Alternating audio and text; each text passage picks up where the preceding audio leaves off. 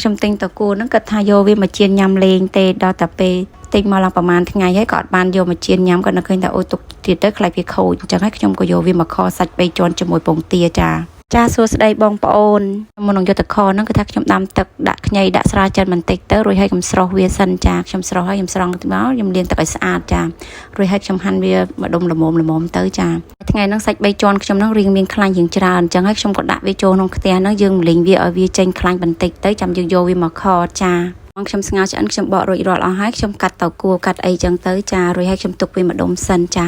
រួចហើយខ្ញុំមកមើលសាច់ខ្ញុំម្ដងចាសាច់ហ្នឹងខ្ញុំប្រែវាមកត្រឡប់ពីត្រឡប់ទៀតឲ្យវាចេញខ្លាញ់បានល្អចឹងទៅចារួចហើយខ្ញុំក៏ស្រង់សាច់ហ្នឹងចេញចា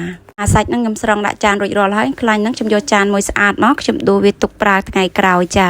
ខ្ទះដដែលហ្នឹងខ្ញុំយកវាមកចៀនតៅគួរចាហើយតៅគួរហ្នឹងយើងចៀនវាឲ្យក្រៀមទាំងសងខាងចឹងទៅរួចវាក្រៀមហើយយើងក៏ស្រង់វាចេញចាមកទៀតខ្ញុំដាក់ខ្ញីដាក់ពុយកាក់ឈើអែមហ្នឹងខ្ញុំលីងវាឲ្យឈ្ងុយបន្តិចទៅខ្ញុំដាក់ខ្ទឹមសខ្ទឹមក្រហមយើងហ្នឹងចូលទៅលីងវាឲ្យឈ្ងុយចា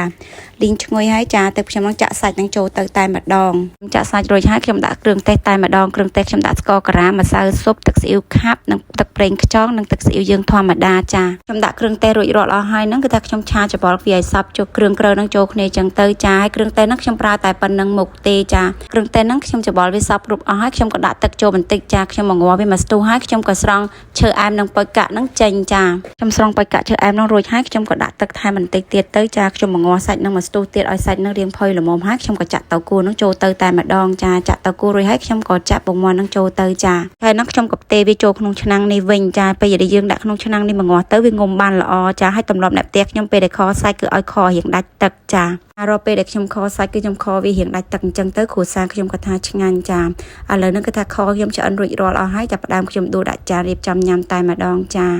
ខ្ញុំខសាច់គឺថាខ្ញុំធ្វើតែបែបហ្នឹងឯងចា